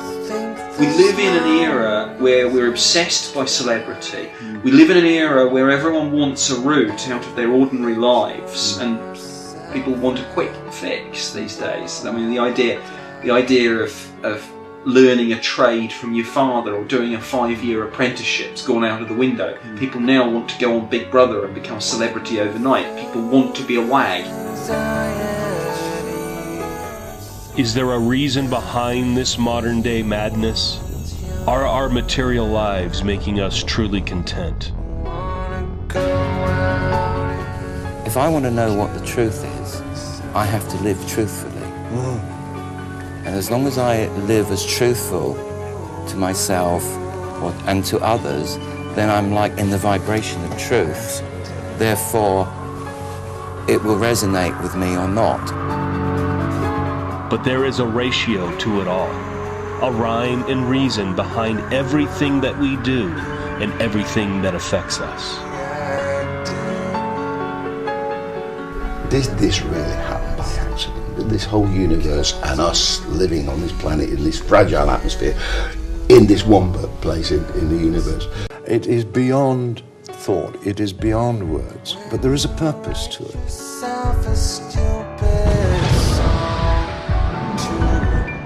Once people start connecting with what they think and what they believe, once they start taking the more innocent point of view that their ancestors took, I think there is still hope for the survival of this human race. Because if they don't, we will poison ourselves off this planet eventually, I think. Like mad magicians seeking to rule the world, men of renown have fleetingly seen the epic nature of the ancient code and its alluring essence, but all too often they fall into an abyss of their own making, choosing the wrong side of the code.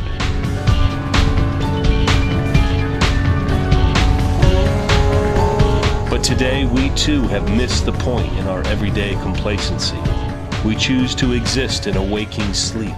We spend time naming things and separating them, classifying endless parts and pieces without remembering the whole, the one from which all things come. It needs no hatred nor warfare. It needs no drugs. It simply is.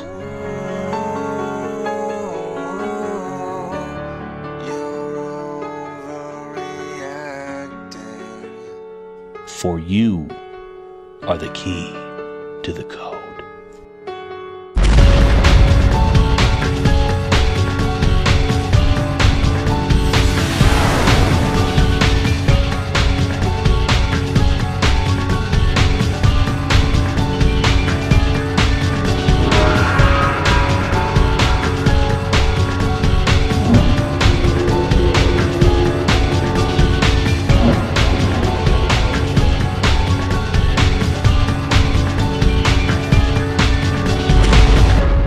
Once you've found that point of connection in yourself where you are part of nature, part of the world around you, and it is part of you, then no secret, no quantum physics, quantum spirituality can get anywhere near that point of unique connection, because you've found yourself and you've found your own God within yourself.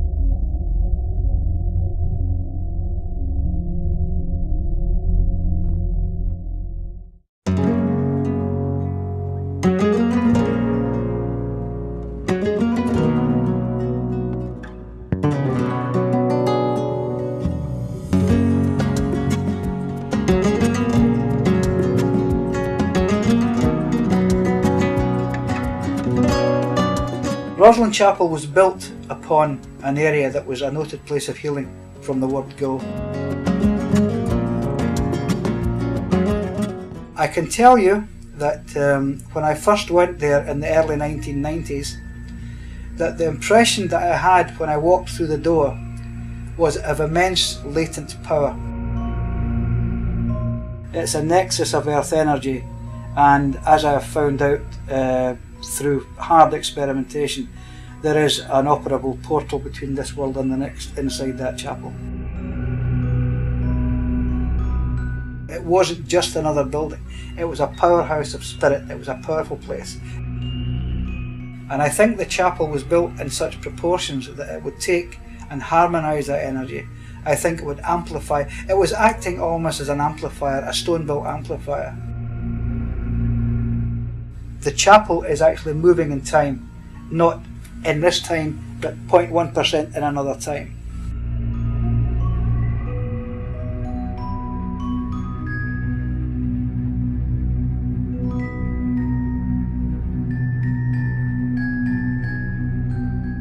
I was asked, would I like to experience this energy? I literally came off the floor. It wasn't feet off the floor, maybe half an inch. I actually lifted from the floor, fell forward. I was absolutely amazed, I was completely astounded. I hadn't a clue what had happened. So you could see the faces on the other side. They wanted to be brought through to this side of reality.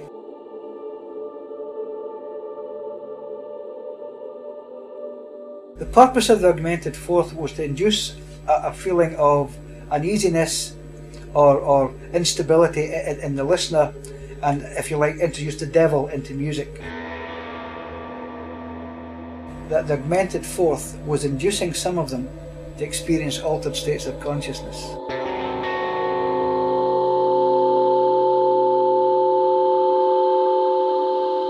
Why would Sir William go to all the trouble of introducing this devil's chord?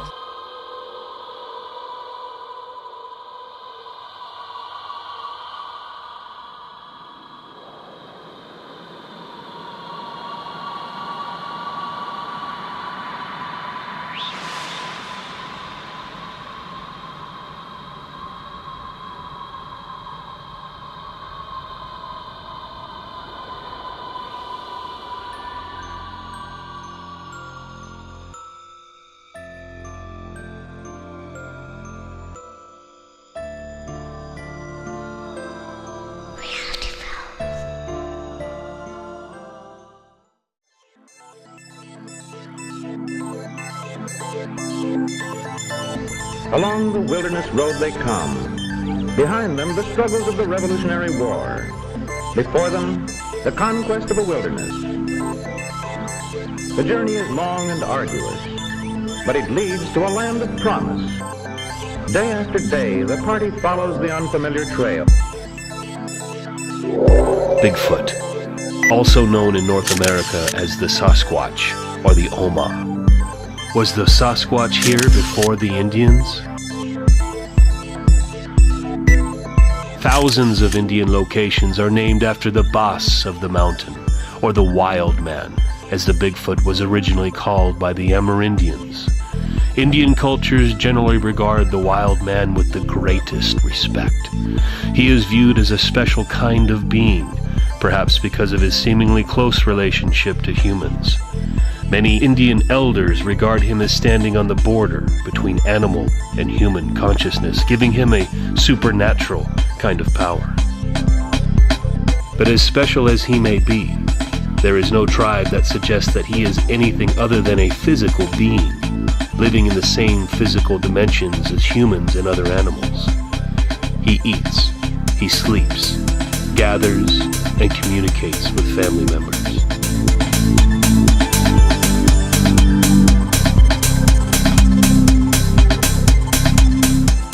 It seems that the wild man may indeed be of a varied and widespread clan, encompassing every continent of the world. They all have one very distinct trait in common: an exceptionally big human-like foot.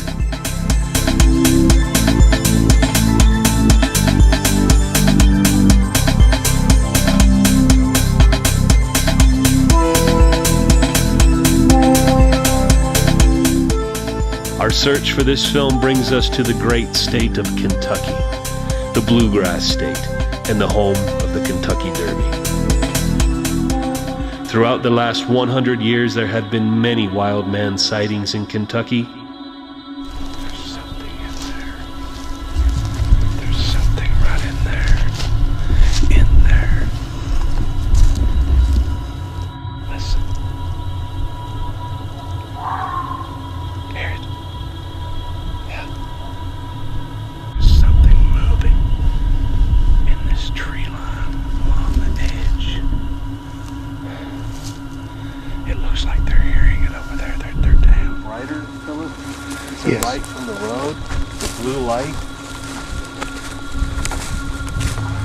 Getting brighter and brighter and brighter.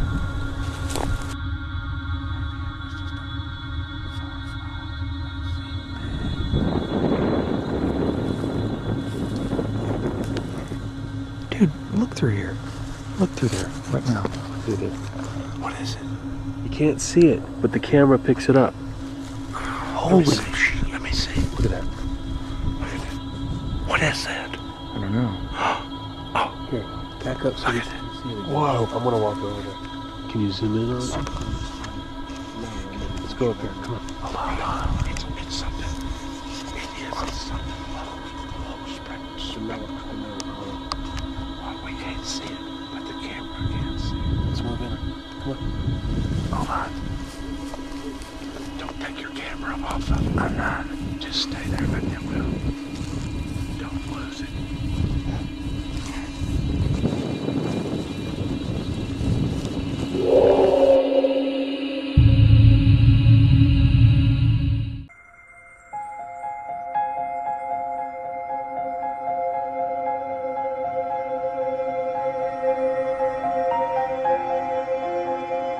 For those who have stepped forth into the enigmatic and complicated world of UFO research, they know that it is rife with division.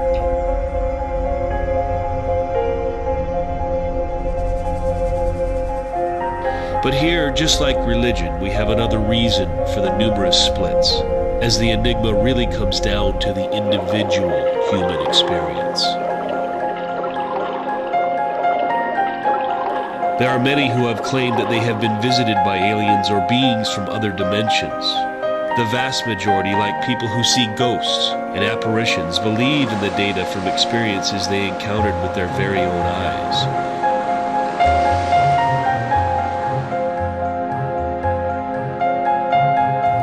The unconscious mind remains a mystery because we are simply not conscious of it.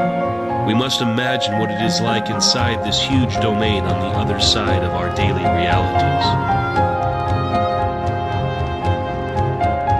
Occasionally, people recall their encounters in this strange world in dreams, and more interestingly, lucid dreams, whereby we become conscious of elements of our unconscious world and even interact with them.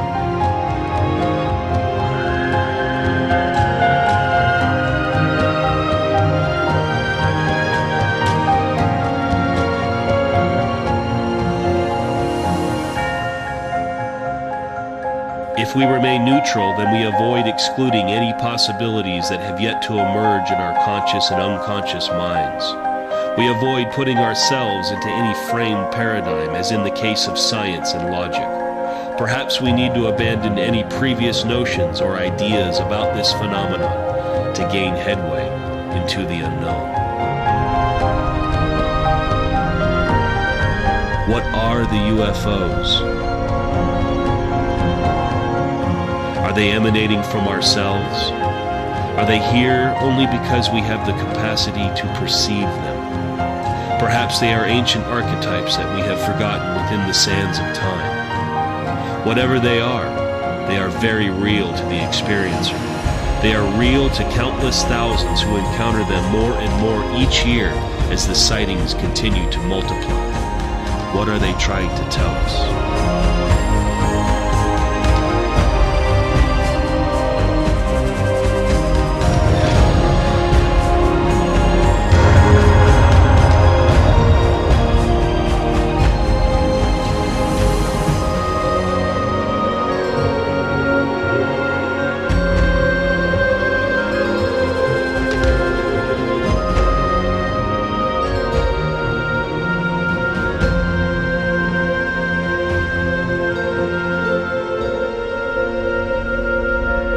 If we can understand the UFOs, perhaps we can better understand ourselves.